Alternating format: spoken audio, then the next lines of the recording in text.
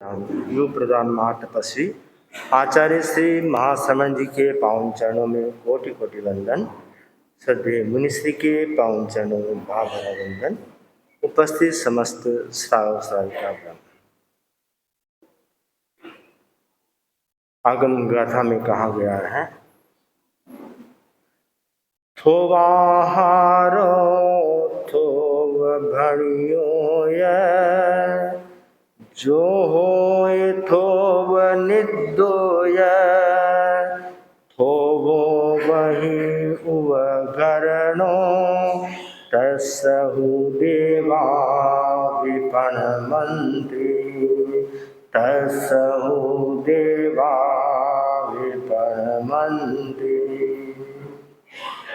आगमकार कहते हैं, थोवा हारो थोव भणियो, अर्थात जो साधक थोड़ा खाता है, थोड़ा बोलता है, थोड़ी नींद लेता है और थोड़े ही धर्मोपकरण की सामग्री रखता है, उसे देवता भी नमस्कार करते हैं। धर्म सभा में प्रश्न उपस्थित हुआ,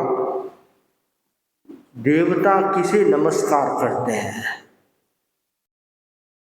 तब कहा गया कि जो साधक थोड़ा खाता है, यानी अल्पाहारी है।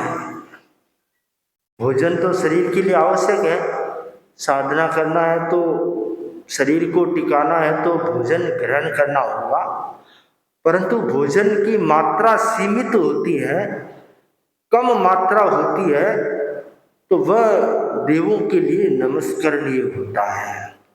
दुनिया में सबसे बड़ी बीमारी है ये भूख की बीमारी है। वह हर प्राणी को परेशान करती है। ये एक ऐसी बीमारी है जिसका इलाज रोज करना पड़ता है। एक दिन इलाज नहीं किया तो दूसरे दिन मुश्किल हो जाती है, व्यक्ति बलहीन सा होने लगता है। तो भूख एक ऐसी बीमारी है, तो उस बीमारी का इलाज कैसे करें? तब कहा गया अल्प आहार। थोड़ा खाने से भी इसको भाड़ा मिल जाता है, इसको दवाई मिल जाती है। दवाई देता है डॉक्टर, छोटी छोटी गोलियां देता है, बड़ी बड़ी गोलियां नहीं देता है। आयुर्वेद में तो फिर भी थोड़ा मात्रा अधिक हो सकती है, परंतु एलोपैथी और होम्योपैथी में तो और छोटी गोलियां होती है। तो थोड़ी मात्रा में दवाई दी जाती है। तो ठीक उस प्रकार इस भूख रूपी बीमारी की दवा है थोड़ा भोजन। भूख ऐसी चीज है, इसको जितना बढ़ाए उतनी बढ़ सकती है, जितना घटाए उतनी घट सकती है। अपने हाथ में। हम चाहे तो इसको खुराक को मात्रा को बढ़ा सकते हैं और चाहे तो मात्रा को घटाया जा सकता है। ऐसे अनेक साधक हैं जो बहुत अल्प आहार पर अपने जीवन निर्वाह करते हैं, अपना जीवन चलाते हैं। भोजन शरीर को देना पड़ेगा, पर जितना आवश्यक है उतना ही दिया तो गाड़ी चल जाती है, उससे अधिक दिया तो बीमारी पैदा करेगा, आलस्य पैदा करेगा, रोग पैदा करेगा। और उससे थोड़ा कम खाया तो गाड़ी चलेगी, साथ में उन्नति तप भी हो जाएगा।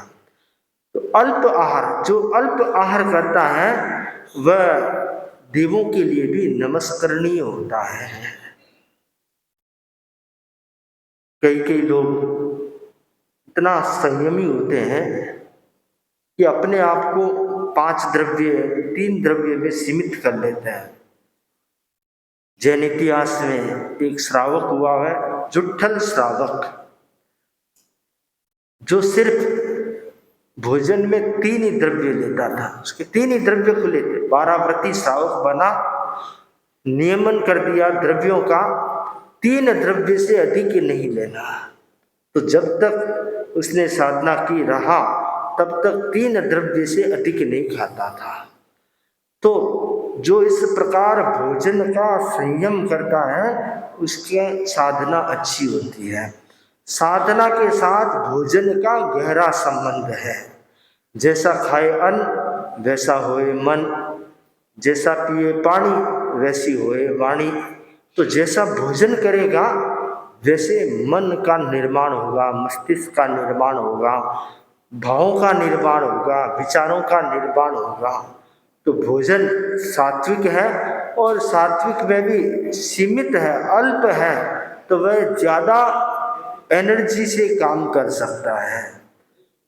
भोजन को पचाने के लिए जो एनर्जी लगती है वही एनर्जी भोजन पचने के बाद जो बची हुई एनर्जी है वह साधना में लगेगी, शरीर के शुद्धिकरण में लगेगी और व्यक्ति के दूसरे कार्य में लग पाएंगे। तो भोजन का संयम जीवन का एक बहुत बड़ा परिवर्तन है, क्रांतिकारी परिवर्तन है। जीभ का संयम करना आसान नहीं होता है। जब सामने बहुत सारे द्रव्य हो, खाने की चीज़ें हो और टेस्ट लगा हुआ हो, फिर जीभ का भोजन का संयम करना, जीभ पर संयम रखना, अपने आप में बहुत बड़ा कंट्रोल, नियंत्रण स्थापित करना अपने आप में बहुत बड़ी साधना है। तो भोजन का संयम जो करता है उसे देवता भी नमस्कार करते हैं। एक ग्रामीण आदमी, किसान आदमी था, डॉक्टर के पास गया और अपनी समस्या बताई कि डॉक्टर साहब मुझे खाना खाते समय पानी पीने की आदत है, पानी पीना पड़ता है, खाना खाने के बाद भी पीना पड़ता है। कई लोग खाना खाने के तुरंत बाद 1 लोटा 2 लोटा पानी पी लेते हैं। कई लोग पानी का घूंट ले लेके खाने को नीचे उतारते हैं। तो ये सब गलत विधियां हैं। तो डॉक्टर साहब ने कहा भाई खाना खाने के तत्काल बाद पानी नहीं पीना चाहिए और खाना खाते समय भी जरूरत पड़े, हालांकि पीना नहीं चाहिए, फिर भी प्यास ज़्यादा लग रही है, जरूरत पड़े, भोजन में पानी की मात्रा कम है तो खाने के बीच में थोड़ा सा पानी पिया जा सकता है। ठीक है, किसान था, उसने दिमाग में बात को सेट कर लिया। डॉक्टर साहब ने कहा है कि खाने के बीच में पानी पिया जा सकता है। तो धर्मपत्नी को कह दिया कि मुझे जब खाना आधा खाना हो जाए तब 1 लोटा पानी दे दिया अगर पानी पी लूँगा मैं। ठीक है, एक दिन की बात है, खाना पूरा हो गया, पानी पीना भूल गया। खाना खाने के बाद याद आया अरे मैं पानी पीना तो भूल ही गया। घरवाली को कहा भी 1 लोटा पानी, तो घरवाली बोली खाना खाने के बाद नहीं पीना, आपको बीच में पीना है। तो कोई बात नहीं, तू 1 लोटा पानी ला, उसके बाद 4 रोटी और लेकर आ जाए तो पानी अपने आप बीच में हो जाएगा। तो इस प्रकार के जो लोग होते हैं वो लोग भोजन का संयम नहीं कर पाते, मात्रा का संयम नहीं कर पाते, भोजन का विवेक नहीं कर पाते, तो फिर साधना में कैसे आगे बढ़ पाएंगे। तो साधक के लिए जरूरी है कि वह अल्पाहारी हो, अल्प आहार का सेवन करने वाला हो। दूसरी जो बात बताई गई है वह थोड़ा बोलने वाला, अधिक नहीं बोले। जब आवश्यक होता है तब बोलना होता है। गुरुदेव फरमाया करते हैं कि अल्पभाषी कौन होता है? अल्पभाषी वह होता है जो आवश्यक बोलता है, अनावश्यक नहीं बोलता है। अनावश्यक 4 शब्द भी नहीं बोलता है और आवश्यक 4 घंटा भी बोलना पड़े तो वह बोलता है, वह अल्पभाषी की श्रेणी में आता है। यानी कि अनावश्यक बात करने से बचे, अनावश्यक शब्द बोलने से बचे, जितना आवश्यक है उतना ही बोलने का प्रयास करें।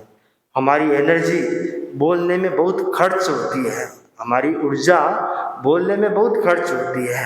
अगर हम अनावश्यक बोलने को कम कर दें तो हम अपनी बहुत सारी ऊर्जा को बचा सकते हैं और उसका सकारात्मक उपयोग कर सकते हैं। तो कम बोलना साधक के लिए बहुत जरूरी होता है। बहुत लोग मौन करके बैठ जाते हैं। जिस समय बोलना जरूरी होता है, आवश्यक होता है, उस समय मौन करके बैठ जाते हैं तो भी समस्या हो जाती है। और जिस समय बोलना नहीं है, बोलने की जरूरत नहीं है, और उस समय रेडियो चालू कर देते हैं तो भी समस्या हो जाती है। तो कब बोलना और कब नहीं बोलना, इसका विवेक व्यक्ति के पास होना चाहिए। एक आदमी अपनी धर्मपत्नी को डॉक्टर के पास लेकर गया और बोला कि इसके होंठ फट गया है, नीचे वाला होंठ फट गया है, तो आप थोड़ा सा ट्रीटमेंट कर दीजिए। डॉक्टर ने सारा चेकअप किया। चेकअप करने के बाद कहा कि इलाज तो हो जाएगा पर 10,000 रुपये लगेंगे। तो उस आदमी ने कहा क्या हुआ, क्या इलाज करोगे? को इसके स्टिच करना पड़ेगा, टांके लगाने पड़ेंगे। तो उसने फटाक से जेब से 20,000 रुपये निकाल कर देते हुए कहा, डॉक्टर साहब सिर्फ निचले होंठ के नहीं, दोनों होंठ के टांका लगा दीजिए। ऐसी बात क्यों कहनी पड़ी कि जब आदमी ज्यादा बोलता है तब परिवार के सदस्य परेशान हो जाते हैं, सुन सुन के परेशान हो जाते हैं। जरूरत की बात बोले तब तो ठीक है, अब बिना जरूरत ही कोई बोलता रहता है, बोलता रहता है, बोलता रहता है, तो कौन सुनेगा? सुनने के लिए आज किसके पास टाइम पड़ा है? आज सुनने वाला ढूंढना पड़ता है। अभी कोई सुनने वाला मिले तो मन की बात सुनाए तो बड़ा मुश्किल है। तो अनावश्यक बोलने से जो बचेगा वह व्यक्ति अल्पभाषी होगा, और अल्पभाषी होने से उसकी जो वाणी है, वाणी सिद्ध होती चली जाएगी। वचन सिद्धि कैसे प्राप्त होती है? जब व्यक्ति अधिक नहीं बोलता है, अनावश्यक नहीं बोलता है, तो उसकी वाणी धीरे धीरे सिद्ध होने लग जाती है। तो वचन सिद्धि प्राप्ति का भी एक उपाय है कि अल्पभाषी बने, मौन का अभ्यास करें, या कम बोलने का अभ्यास करें, या अनावश्यक बोलने से बचने का प्रयास करें। तो जितना व्यक्ति अनावश्यक बोलने से बचेगा उतना ही वह देवताओं के लिए नमस्करणीय होगा, स्तुत्य होगा। तीसरी जो बात बताई गई है, जो थोड़ी नींद लेता है, नींद तो लेना पड़ेगा, शरीर का धर्म है कि उसको विश्राम चाहिए। मनुष्य करा रहे हैं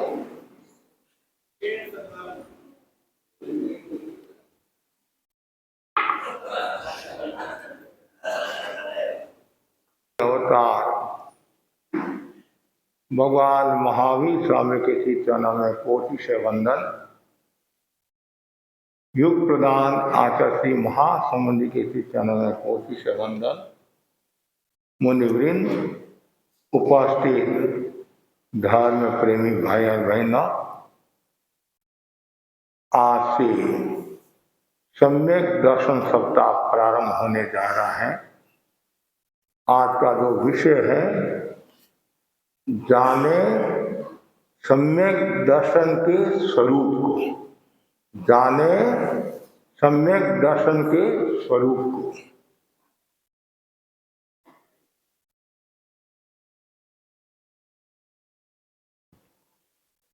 प्राकृत साहित्य की एक सूक्ति है, दंशन मूलो धम्मम, धर्म का मूल दर्शन है। आत्मा को जानने की विधि है अध्यात्म। सबसे पहले आत्मा में श्रद्धा होना जरूरी है। आत्मा को जानने का प्रयत्न शुरू करना है। पहले अध्ययन करो, मनन करो, वस्तु का ज्ञान हो जाएगा। ज्ञान तो बहुत है, ज्ञान के साथ यदि श्रद्धा नहीं है, रुचि नहीं है, तो वो ज्ञान जितना लाभदायक होना चाहिए उतना लाभदायक नहीं होता है। तत्व के प्रति श्रद्धा रखना सम्यक दर्शन है। तत्व के अर्थ में श्रद्धा होना ही सम्यक दर्शन है। 7 प्रकृतियां बताई गई हैं। अनंतानुबंधी क्रोध, मान, माया, लोभ, मिथ्यात्व मोह, मिश्र मोह और सम्यक्त्व मोह। इन 7 प्रकृतियों का उपशम, क्षय, ह्योषम होता है, तब जीव को क्रमशः उषम संकेत, ह्योषम संकेत, खाय सम्यक्त्व की प्राप्ति होती है। सम्यक्त्व के 5 प्रकार बताए हैं। पहला है औषमिक सम्यक्त्व। इसका अर्थ है प्रकृतियों का उपशमन, शांत होना। जैसे अग्नि के ऊपर कजली आ जाती है, राख आ जाती है, तो हम सोचते हैं अग्नि शांत होगी। जब तक वो राख है तब तक शांत है। जैसे ही राख हटी और वापिस अग्नि प्रज्वलित हो जाती है, उसी प्रकार औषमिक सम्यक्त्व है। दूसरी है सास्वादन सम्यक्त्व। सास्वादन का मतलब स आ स्वाद। स मतलब सहित, आ का मतलब थोड़ा, स्वाद में स्वाद। थोड़ा जो स्वाद है सम्यक्त्व का, वह है सास्वादन सम्यक्त्व। उदाहरण के लिए किसी व्यक्ति ने खीर खाई, उल्टी हो गई, फिर भी खीर का स्वाद रहता है। उसी प्रकार सास्वादन सम्यक्त्व को समझना चाहिए। कि सास्वादन सम्यक्त्व कब आती है? औषमिक सम्यक्त्व वाला जीव मिथ्यात्व की ओर बढ़ रहा है। बीच में दूसरा गुणस्थान सास्वादन सम्यक्त्व का आया, और जब तक उस अवस्था में रहता है तब तक सास्वादन सम्यक्त्व रहती है। जैसे ही वह नीचे आया पहले गुणस्थान में, तो फिर वो सम्यक्त्व चली जाती है। वृक्ष से पत्ता नीचे गिरा, जब तक धरती पर नहीं गिरा, बीच की जो अवस्था है वह अवस्था सास्वादन सम्यक्त्व की समझना चाहिए। और इनकी स्थिति कितनी है? 6 आवलिका की। 6 आवलिका की यानी थोड़ी स्थिति है। फिर ह्योषम जो सम्यक्त्व है, कर्मों का हल्कापन होता है। ह्योषम का मतलब होता है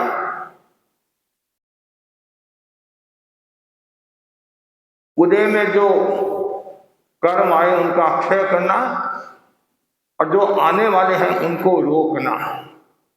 क्षय उषम ह्योषम, इसमें विपाक उदय नहीं रहता है, प्रदेश उदय रहता है, और उपशम में दोनों नहीं रहते हैं। ह्योषम सम्यक्त्व जो सम्यक दृष्टि जीव होते हैं उसके पास होती है। और खायक जो सम्यक्त्व है वह हर किसी के पास नहीं होती है। खायक सम्यक्त्व मतलब कर्मों का जो 7 प्रकृतियां हैं उनका क्षय। और जो जैसे ही क्षय हुआ खायक सम्यक्त्व, और वेदक सम्यक्त्व क्या है? शोषण सम्यक्त्व से खायक सम्यक्त्व की ओर जारी है, और खायक सम्यक्त्व के पहले एक समय की जो स्थिति है पहली, वो है वेदक सम्यक्त्व। खायक सम्यक्त्व आई हुई वापिस नहीं जाती है, वेदक सम्यक्त्व भी खायक सम्यक्त्व में परिणत हो जाती है। उषव संकेत अंतर्मुहूर्त की होती है। खयो सम्यक्त्व आती है और जाती है, और सास्वादन सम्यक्त्व उष्ण संकेत से जीव गिरता है, पहले गुणस्थान में आता है, तो बीच में थोड़ी देर के लिए सास्वादन स्वाद रहित सम्यक्त्व रहती है। ऐसे सम्यक्त्व के 3 प्रकार भी बताए हैं। कारक सम्यक्त्व, रोचक सम्यक्त्व,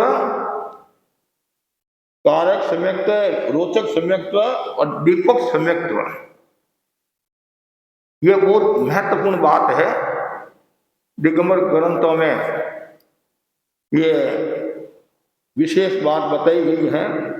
इस सम्यक्त्व के होने पर जीव सद अनुष्ठान में श्रद्धा रखता है और इसमें खुद प्रवृत्त होता है और दूसरों को भी प्रवृत्त करवाता है। वह है कारक सम्यक्त्व। ये कारक सम्यक्त्व विशुद्ध चारित्रवान आत्मा में होती है। तो 5 महावतधारी साधु होते हैं, उनमें कारक सम्यक्त्व होती है। रोचक सम्यक्त्व अनुष्ठान में रुचि तो रखता है, लेकिन आचरण में नहीं लाता है। वह है रोचक, माने रुचि रखता है, श्रद्धा रखता है। श्री कृष्ण महाराज और राजा सैनिक का उदाहरण हम दे सकते हैं। तीसरी जो सम्यक्त्व बताई है, दीपक सम्यक्त्व। दीपक दूसरों को प्रकाशित करता है और खुद अंधेरे में रहता है, दिए तले अंधेरा। उसी प्रकार कुछ जीव होते हैं, दीपक सम्यक्त्व के समान होते हैं। अभवित जीव, अभवित जीव जो होते हैं, दूसरों को उपदेश देते हैं, दूसरों को मोक्ष के बारे में बताते हैं, लेकिन स्वयं मोक्ष में नहीं जाते हैं। जैसे अंगार मर्दन आचार्य। अंगार मर्दन आचार्य का आपने नाम सुना होगा। 500 शिष्यों का मालिक था। एक बार राजा को स्वप्न आया,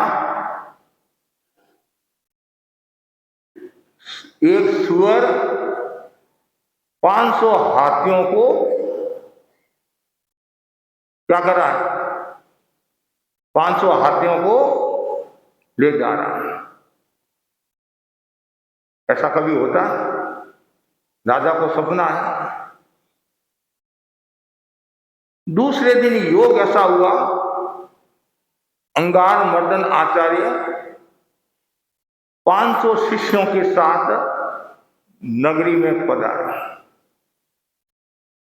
राजा भी थोड़ा जानकार था, रुचि रखता था, धर्म में रुचि रखता था। उसने परीक्षा ली। हमारा एक नियम है, सूर्यास्त जब होता है, आजकल तो हम बाथरूम का भी प्रयोग करते हैं, सूर्यास्त होता है, आसपास जो जगह होती है उसकी हम प्रतिलेखना करते हैं। रात को परिष्टापन आदि करना होता है, कोई जीव जंतु आदि नहीं है, प्रतिलेखना करना होता है। तो संतों ने प्रतिलेखना कर दी, प्रतिक्रमण में बैठ गए। अंधेरा हो गया, राजा के मन में न जाने क्या भावना आई, कोलसा होता नहीं कोयला, उस स्थान पर कोयला बिछा दिए, जगह जगह कोयला बिछा दिए। अब सन प्रतिष्ठापन के लिए गए, जैसे ही कोयला पर पैर आता है और आवाज आती है, किलमिल ऐसी आवाज आती है, कोयलों की आवाज आती है। संतों ने सोचा ये क्या हुआ। थोड़ी देर पहले तो वहां कोई जीव नहीं था, लगता है जीवोत्पत्ति होगी है, लगता है जीवोत्पत्ति होगी है। प्रतिष्ठापन किए बिना वापिस आ गए। दूसरे संतों ने कहा मेरे को दो, तीसरे ने कहा मेरे को दो, सब गए लेकिन वापिस आ गए। आचार्य को निवेदन किया, आचार्य का मुझे दो। आचार्य गए, फड़ फड़ फड़ करके प्रतिष्ठापन करके आ गए। ये सारा दृश्य कौन देख रहा है? राजा देख रहा है। राजा को समाधान मिल गया, ये तो सूअर है मतलब प्रतीक, और 500 साधु जो हाथी है, ये अभवी और ये भवी है। अंगार मर्दन आचार्य। तो बहुत जरूरी है सम्यक्त्व को सुरक्षित रखना। जो व्यक्ति सम्यक्त्व को सुरक्षित नहीं रखता है और सम्यक्त्व के स्वरूप को नहीं समझता है, कुछ भी नहीं। सम्यक्त्व के बिना मुक्ति तो बहुत दूर की बात है। श्रावकपन भी नहीं आता है, साधुपन भी नहीं आता है।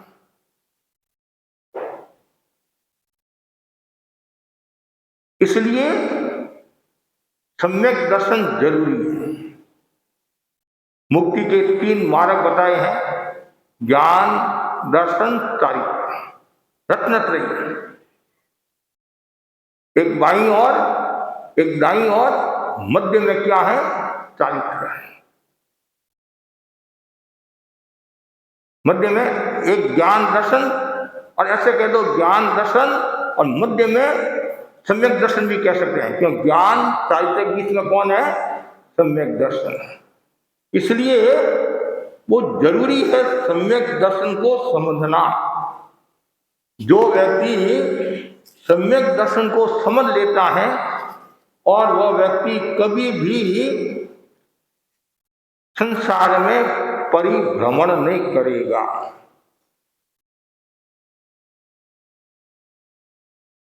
जो मैंने आपको बताया, दाया, बाया और मध्य, एक और ज्ञान रहता है, दूसरी ओर दर्शन रहता है, मध्य भाग में चारित्र रहता है। दाईं ओर ज्ञान, बाईं ओर श्रद्धा, मध्य में चारित्र है। इसे एक उदाहरण के द्वारा हम समझा सकते हैं। चारित्र एक नदी का प्रवाह है, उसके 2 तट है, श्रद्धा और ज्ञान। तो सम्यक दर्शन को समझना है। बहुत कम व्यक्ति हैं जो सम्यक दर्शन को समझते हैं। आचार्य हेमचंद्र के शब्दों में, आज यदि किसी के पास में सम्यक दर्शन है, सम्यक तो है, तो केवल ज्ञान से कम नहीं है। बहुत मुश्किल काम है सम्यक्त्व को सुरक्षित रखना। कल मैं संभवतः सम्यक्त्व को हम कैसे सुरक्षित रख सकते हैं, सम्यक्त्व की क्या कसौटियां हैं, उसके बारे में बताने का भाव रखता हूं। लेकिन आज जो स्वरूप को समझना जरूरी है। सम्यक्त्व सामान्यतः हम क्या कहते हैं? अनंतानुबंधी क्रोध, मान, माया, लोभ और 3 प्रकृतियां, इनका उपशम क्षय क्षयोषम होता है, तब जीव को सम्यक्त्व की प्राप्ति होती है।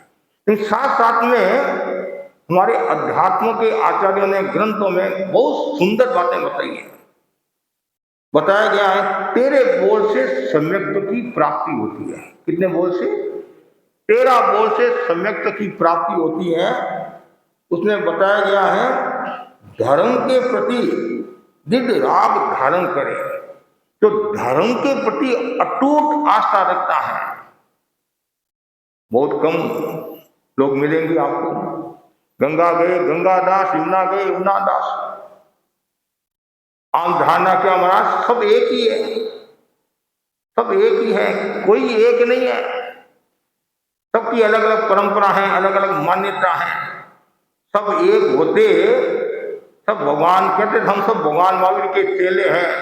लेकिन भगवान महावीर को तो सब मानते हैं, भगवान महावीर की कितनी मानते हैं? कि ये की शब्द आती, यदि हम सब एक होते तो हम भी उनको वंदना करते, हम भी उनको वंदना करते। तो ये समझने की बात है। 100 में से 2-4 व्यक्ति ही बड़ी मुश्किल से मिलेंगे धर्म के प्रति अटूट आस्था रखने वाले, देवगुरु धर्म के प्रति अटूट आस्था रखने वाले। मेवाड़ में एक गांव है खेमपुर, मावली नाटक द्वारा के पास में, उस गांव में हम गए थे। तो वहां तेरापंथ समाज का एक घर है, बाकी अन्य मती के घर थे। और पुराने समय में खूब चलता था, चर्चा भी खूब चलती थी और भेदभाव भी बहुत रहता था। जब हम उस गांव में गए, सुना वो बहन कुआं पर पानी लेने के लिए जाती, बावड़ी पर घड़ा टच हो जाता अन्य मती के घड़े से, तो घड़ा को फोड़ डालते। हरिजन छुआछूत। किसी ने कहा, भाई क्यों तकलीफ आती है, क्यों कष्ट देखती है, मैं तुम्हारे को 500 रुपया देता हूं, तुम मेरे धर्म को स्वीकार कर ले। जैसे ये बात कही, शेरनी की तरह दहाड़ने लगी। और वो सामान्य परिवार की थी, गरीब परिवार की थी, कोई धनवान परिवार की नहीं थी। और बोली, मैं तुम्हारे को 1000 रुपया देती हूं, पूरा गांव तेरापंथी बन जाओ। कितने लोग मिलेंगे ऐसे कि महाराज क्या करें, समाज में बैठे हैं, एक ही घर है, इसलिए हम भी उनके साथ हो गए। मैं कहा करता हूं, 100 घर हरिजनों के हैं और एक घर महाजन का है, कि वो महाजन हरिजन हो जाएगा? बस अपनी अपनी परंपरा। यदि 100 घर अन्य मती के हैं, एक घर तुम्हारा है, तो तुम्हारा वहां वर्चस्व क्या रहेगा? 101वां नंबर तुम्हारा है। लेकिन यदि तुम खुद अपना स्वतंत्र अस्तित्व रखोगे, तो दूसरे लोग क्या कहेंगे, महाराज तेरापंथ समाज का भी यहाँ एक घर है। तो हम महाराष्ट्र की यात्रा में थे, मलकापुर गए, भूसावल मलकापुर। तो भूसावल का एक भाई दर्शन करने के लिए आया, तो मैं एक परिवार को समझा रहा था, वो अन्य मती बन गया था। तो उस भाई ने बड़ी मार्मिक बात की, भाई तो उनके साथ जुड़ जाएगा, तुम्हारे को कौन पूछेगा? 101 नंबर तुम्हारा है, नहीं तो बड़े गर्व के साथ कहेंगे हमारे समाज के यहाँ 2 घर है, एक घर है, और वो भी आपको मान देंगे, सम्मान देंगे, और साधु साधु भी पधारेंगे। ये धर्म के प्रति आस्था है। जितनी गहरी धर्म के प्रति आस्था होगी, उतना ही सम्यक्त्व आपके नजदीक रहेगा, या सम्यक्त्व की प्राप्ति होगी। दूसरा बताया गया है, जो निंदनीय कार्य होते हैं उनमें भाग नहीं लेना है। घृणित कार्य होते हैं, जिससे संघ की, समाज की अवहेलना होती हो, ऐसे कार्य में भाग नहीं लेना। या ऐसा भी कह सकते हैं, अनिंदनीय कार्य में ही यत्न करें। जो निंदनीय कार्य नहीं है उनमें यत्न करें, प्रयत्न करें। तीसरा है, आपत्ति में स्थिरता बनाए रखे। संकट आ गया, कष्ट आ गया, विपत्ति आ गई, कभी कभी होता भी है, कभी कभी धर्म पर भी संकट आता है, व्यक्ति पर भी संकट आता है। और कभी कभी ऐसी स्थिति होती है, समाज भी उस व्यक्ति को प्रताड़ित करती है, तो वो सोचता है यहाँ क्यों रहूं, मैं दूसरे संप्रदाय में चला जाऊं, नहीं। आपत्ति में स्थिरता बनाए रखना। उसके बाद में है मिथ्यात्वों के प्रभाव में नहीं आए, जो मिथ्यात्वी है उनके प्रभाव में न आए। कितना सुंदर कहा है। आजकल लोग मिथ्यात्व के प्रभाव में, मिथ्यात्व के प्रभाव में खूब आ रहे हैं। संसार को क्या है, राग, मनोरंजन, ये अच्छे लगते हैं संसारी लोगों को। कहीं गीत है, नाच है, कूद है, कहते हैं नाच कूद। तो फिर जो दूसरे जो लोग हैं, जो धर्म को नहीं समझते हैं, तत्व को नहीं समझते हैं,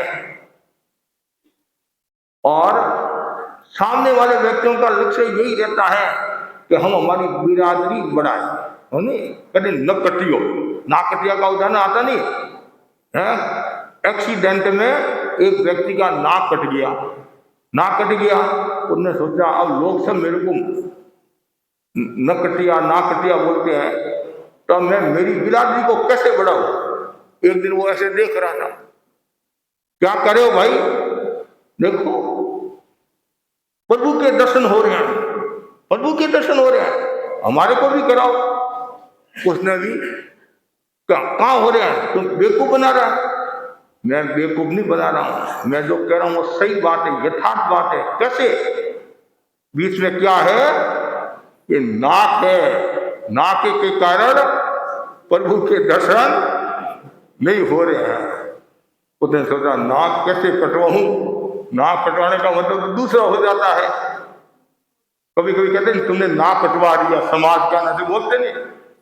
वो बोला दर्शन करना है, उसने सोचा खास बात ही नाक जाएगा, लेकिन भगवान के दर्शन तो होंगे। उसने ऐसे किया, नाक कटवाया, अरे भगवान के दर्शन तो नहीं हो रहे, नाक कटवाने के बाद भी भगवान के दर्शन नहीं हो रहे। चुप, बोल मत, हमारी बिरादरी बढ़ाना है। 5-7 व्यक्तियों के नाक कटवा दिए। अब कोई भी व्यक्ति किसी को नहीं कहता ये नाक कटिया, क्यों 5-7 हो गए। गांव में 5-7 गुंडे होते हैं नहीं, तो कोई नहीं कहता, नहीं एक होता तो लोग कहते ये गुंडा है। तो 5-7 गुंडे तो किसी की हिम्मत नहीं होती है। तो ऐसे लोग भी होते हैं। तो इसलिए मिथ्यात्वों का प्रभाव बहुत बढ़ रहा है, धर्म का प्रभाव कम होता जा रहा है, और धर्म का, मिथ्यात्वी लोगों का ज्यादा बोलबाल हो रहा है। इसलिए समझना जरूरी है।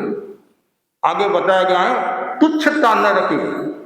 कुछ लोग तुच्छ आदमी होते हैं, छिछले आदमी होते हैं, ऐसी भावना नहीं रखे। यदि ऐसी भावना रखोगे तो सम्यक्त्व का स्पर्श नहीं होगा, सम्यक्त्व नहीं आएगी। हृदय की विशालता, हृदय जितना विशाल होगा, जितना उदार होगा, बहुत जरूरी है। विचारों में यदि मलिनता है, विचारों में संकीर्णता है, हृदय में कलुषता है, तो सम्यक्त्व कहां से आएगी।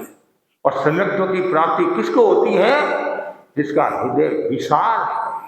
आओ आओ पधारो साहब, पधारो साहब, पधारो साहब, कहते नहीं। व्यवहार में भी घर में यदि एक ही कमरा में कोई मेहमान आ गया, वो जानता है कि मैं यहाँ इसको रुका नहीं सकता हूँ, फिर भी उसका हृदय इतना विशाल होता है, आप भाई। वो बोला कहाँ ठहरेंगे, कोई बात नहीं, हम सो जाएंगे, जगह नहीं, कोई बात नहीं, बैठ जाएंगे, बैठने की भी जगह नहीं, हम खड़े हो जाएंगे।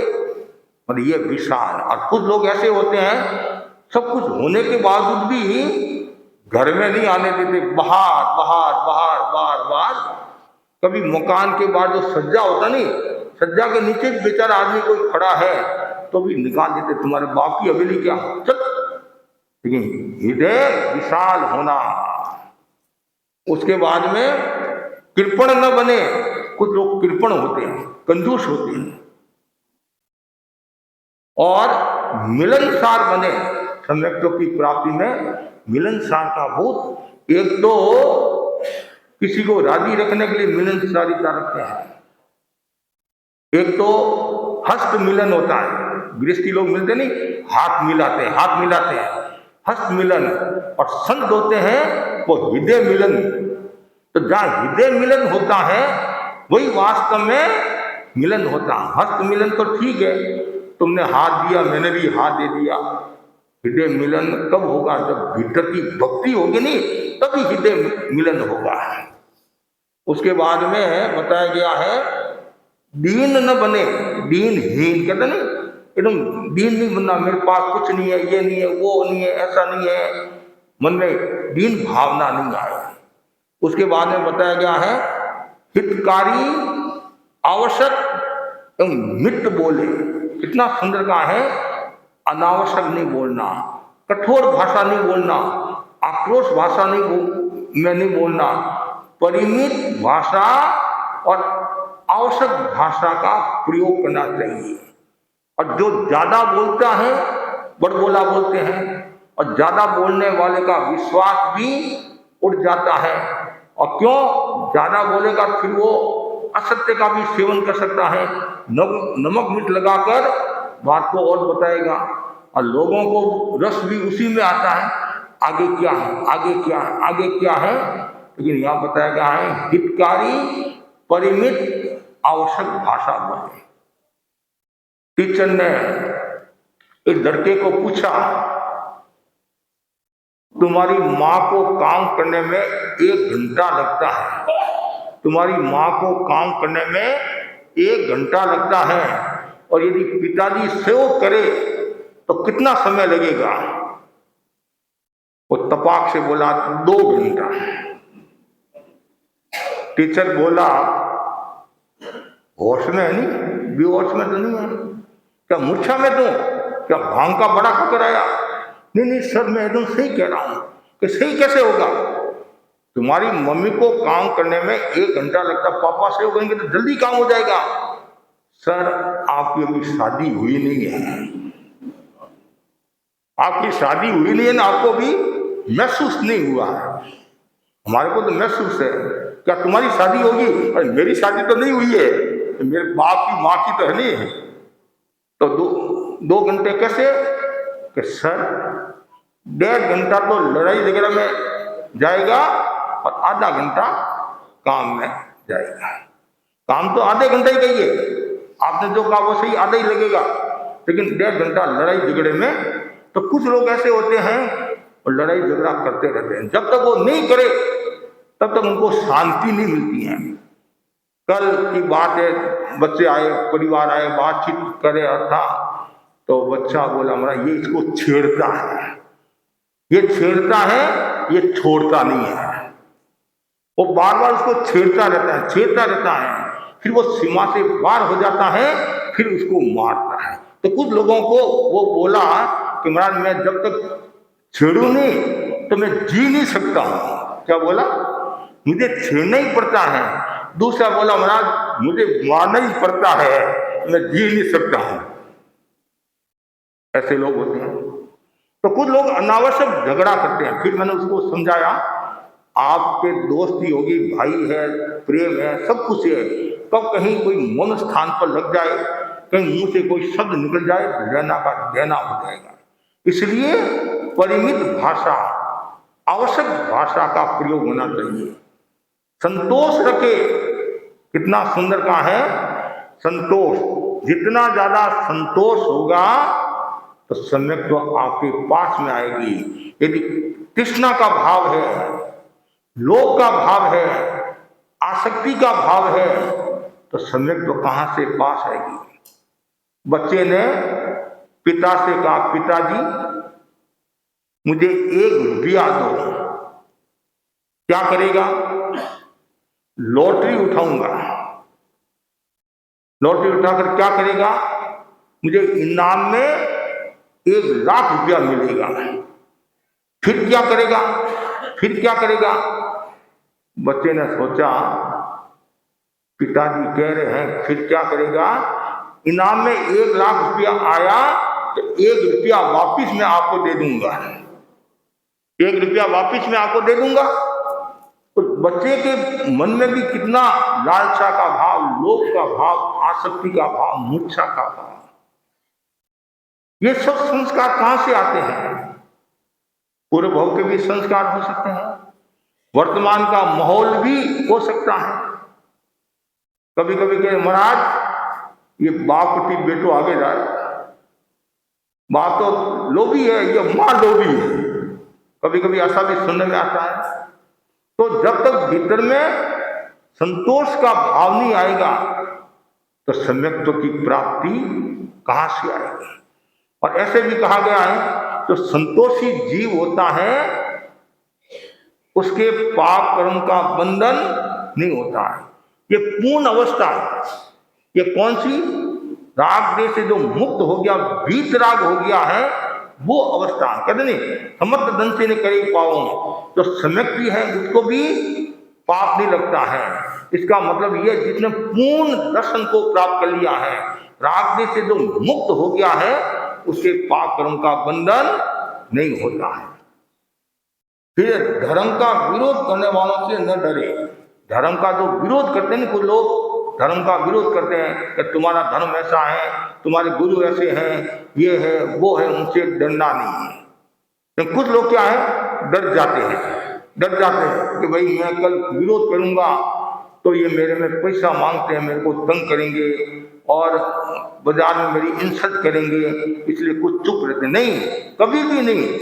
धर्म का विरोध करने वालों से न डरे, डरना नहीं चाहिए। और लास्ट जो बताया, लोक मान्य बने। क्या बने? लोक मान्य। कितना सुंदर का है। जैसे लोक मान्य तिलक नाम आता नहीं, लोक मान्य बने। तो कुछ लोग कहते हैं महाराज ये लोक मान्य है, इसको सब स्वीकार करते हैं, तो ये तेरे बोल है। ऐसा कहा जाता है तेरे बोल से सम्यक्त्व की प्राप्ति होती है। तो हमारे जीवन में सम्यक्त्व का भाव पुष्ट बने। जरूरी है, यदि आपके पास में सम्यक्त्व है तो समझना चाहिए आप बहुत खुश हो, प्रसन्न हो। और ऐसा कहा जाता है एक बार सम्यक्त्व का स्पर्श हो जाए, अर्थपुद्गल परावर्तन के भीतर मोक्ष को प्राप्त हो जाएगा। कितनी सम्यक्त्व! भैंस का सिंग होता ना, और उसका जो अग्रभाग, उस पर मूंग का दाना रखा और नीचे गिर गया, उतनी सी यदि सम्यक्त्व आ गई, अद्भुत परावर्तन के भीतर मोक्ष को प्राप्त हो जाएगा। इसलिए बार बार भावना भाव। और आपको कोई पूछे आप सम्यक्त्री हो? हाँ, मैं सम्यक्त्री हूं। देवगुरु धर्म के प्रति मेरी अटूट आस्था है। कभी भी ये नहीं कहना क्या मैं हूं या नहीं हूं। निश्चय और व्यवहार, नैसर्गिक और अधिगमन, मतलब निश्चय में तो ज्ञानी जाने, लेकिन व्यवहार में कहना चाहिए मैं सम्यक्त हूं। जैसे कहा जाता नहीं, साधारण पात्र में शेरनी का दूध टिकता नहीं है, ठहरता नहीं है। उसी प्रकार जिसके विचारों में कलुषता है, विचारों में मलिनता है, वहां सम्यक्त्व रहता नहीं है। इसलिए सम्यक्त्व की प्राप्ति है नहीं, हर कोई व्यक्ति कर सकता है। सम्यक्त्व की प्राप्ति हर कोई व्यक्ति कर सकता है। कहा गया है किसी जाति, समाज एवं व्यक्ति विशेष के कारण प्राप्त नहीं होती है, तो आत्मा की शुद्धि से होती है। कोई व्यक्ति कहता है कि भाई ये तो जैन है, महाजन है, ऊंचे घर का है, खानदानी घर का है, इसको सम्यक्त्व की प्राप्ति होती है। और जो नीच घर का है और नीच प्रकृति, नीच घर वाला है, उसको सम्यक्त्व की प्राप्ति नहीं होती है। ऐसा नहीं है। हरिजन भी सम्यक्त्व की प्राप्ति कर सकता है और महाजन भी सम्यक्त्व की प्राप्ति नहीं कर सकता है। तो कोई भी कर सकता है, जिसकी आत्मा विशुद्ध है वह सम्यक्त्व को प्राप्त कर सकती है। और सम्यक्त्व के बिना ज्ञान नहीं होता है, ज्ञान के बिना चारित्र नहीं होता है, और चारित्र के बिना मोक्ष नहीं होता है। सम्यक्त्व की विद्यमानता में जीव नरक और तिर्यंस गति में नहीं जाएगा। कहाँ जाएगा? यदि मनुष्य है, तिर्यंस सम्यक्त्व वाले हैं दोनों, तो मरकर कहाँ जाएंगे? देवलोक में जाएंगे, वैमानिक। देवलोक में भी वैमानिक जाएंगे। और नरक और देवगति वाले के पास में यदि सम्यक्त्व है तो मनुष्य गति में आएंगे। और जिसके पास में सम्यक्त्व है तो जल्दी ही आत्मा का उत्थान करेगा, आत्मा का कल्याण करेगा। इसलिए भावना भाव सम्यक्त्व आती संसार परिमित हो जाएगा, मतलब संसार वो जीव परित संसारी हो जाएगा और एक सीमा में आ जाएगा, उसका बेड़ा पार हो जाएगा। तो बस मैं इतना ही आपको कहना चाहता हूँ, जितने भी यहाँ जो भाई बहन बैठे हैं वे सब सम्यक्त्व की ओर बढ़े और बार बार भावना भावे कि मेरे जीवन में कभी भी मिथ्यात्व का भाव नहीं आए और कभी भी गलत भाव नहीं आए, हमेशा अच्छा भाव रहे। और जिनका भाव अच्छा रहता है वो व्यक्ति सम्यक्त्व को प्राप्त होता है। सीधी सरल भाषा में कह दे, जिसके भाव शुद्ध है, निर्मल है, पवित्र है, वहाँ सम्यक्त्व आने की संभावना है। और जहाँ भाव सही नहीं है तो फिर वहाँ सम्यक्त्व आने की संभावना नहीं है। इसलिए ये सम्यक्त्व के जो 5 जो प्रकार है, तो आप ये भावना भाव आपके पास में खायक सम्यक्त्व तो है ही, अब ये भावना भाव कि खायक सम्यक्त्व का धनी बनूं, और खायक सम्यक्त्व का जो धनी बन गया या तो इस भव में या तीसरे भव में मोक्ष को प्राप्त हो जाता है। कभी कभी 4 भव भी करते हैं। यदि योगलिक तिरंज का आयुष्य पहले बंधन कर दिया और बाद में सम्यक्त्व आई तो वो वहां से योगलिक बनेगा, योगलिक से वो देवलोक में जाएगा, देवलोक से वो मनुष्य में आएगा, फिर साधु बनकर कर्मों का क्षय करके मोक्ष को प्राप्त होगा। तो यह 5 सम्यक्त्व है, इसको आप वापिस याद कर लो। पहली सम्यक्त्व कौन सी है? पहली सम्यक्त्व औपसम्यक सम्यक्त्व। इसका मतलब क्या है?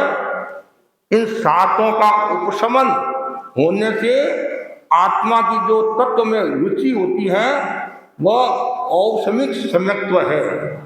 इसमें मिथ्यात्व प्रेरक कर्म पूर्वक सत्ता में रहकर भी राख में दबी हुई अग्नि की तरह उस समय उशांत रहते हैं, यह है औपशमिक सम्यक्त्व। उसके बाद में है सास्वादन। सास्वादन का मतलब क्या है? हाँ, स आ और स्वादन, ये 3 शब्द है। स का अर्थ है सहित, आ का अर्थ है थोड़ा और स्वादन का अर्थ है स्वाद। जीव का जो परिणाम सम्यक्त्व के थोड़े से स्वाद सहित है उसे सास्वादन सम्यक्त्व कहते हैं। ये औपशमिक सम्यक्त्व से गिरकर मिथ्यात्व के अभिमुख होने वाले जीव में होता है। इनकी स्थिति 6 आवलिका की होती है। खायोशम सम्यक्त्व अनंतानुबंधी कषाय तथा उदय प्राप्त मिथ्यात्व को क्षय करके अनुदय प्राप्त मिथ्यात्व का उपशमन करते हुए या उसे सम्यक्त रूप में परिणत करते हुए तथा वेदते हुए जीव की जो तत्व रुचि होती है वह खायोशमिक सम्यक्त्व कहलाती है। और फिर है वेदक सम्यक्त्व। खायक सम्यक्त्व या खपक श्रेणी प्राप्त करने से पूर्व अनंतानुबंधी चौक मिथ्यात्व वेदनीय एवं मिश्र वेदनीय का क्षय कर चुकने पर तथा सम्यक्त्व वेदनीय के अधिकांश दलिकों को खपा चुकने पर जो पुद्गल अंश शेष रहते हैं उन्हें नष्ट करता हुआ जीव अंतिम एक समय में जो सम्यक्त्व वेदनीय को वेदता है वह वेदक सम्यक्त्व है। और ऐसा भी कह सकते हैं खायक सम्यक्त्व होने से ठीक अव्यवहित पहले क्षण में होने वाले शोषण सम्यक्तधारी जीव के परिणाम वेदक सम्यक्त्व है। ये 5 सम्यक्त्व है। आप में कितनी सम्यक्त्व है? आप में कितनी है? कितनी है आप में? हैं?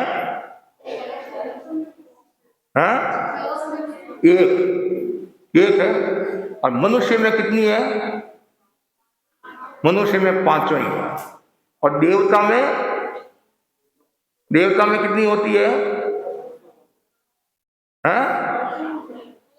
हैं? क्यों? देवता में क्यों नहीं होती? कितनी होती है? हाँ, देवता में सब उष्ण संकित वाले भी होते हैं, हाई संकित वाले भी होते हैं, उष्ण संकित वाले भी होते हैं, सब होते हैं। क्यों नहीं होते हैं? पक्की बात है? हैं? पक्की बात नहीं हो तो कल बता देना। तो देवता में भी कितनी सम्यक है? 5। जैसे भाव 5 है नहीं, देवता में भाव 5 है। कितने भाव है देवता में? 5 भाव है नहीं? ठीक है, आप जानकार हो, आपको साधुवाद। इसी आशा के साथ ओम।